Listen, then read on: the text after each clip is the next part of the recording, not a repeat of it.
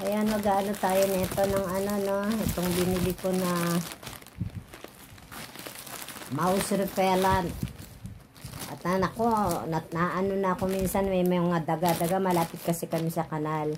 So, titignan ko to kung okay.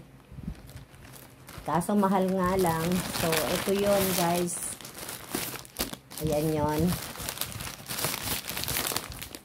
Ito yung mouse repellent na sinasabi.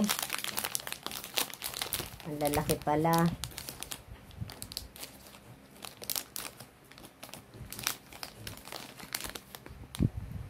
Amoy ano nga. Pero hindi naman daw to dangerous sa human body. Kaya binili ko. Ayan guys. Ito yon.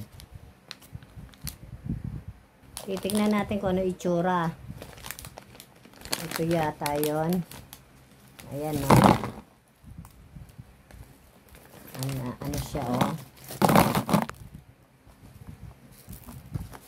Ano guys o. Yan ang ano. Ang mahal. Ito 2 piraso. $5.99. Sobrang mahal.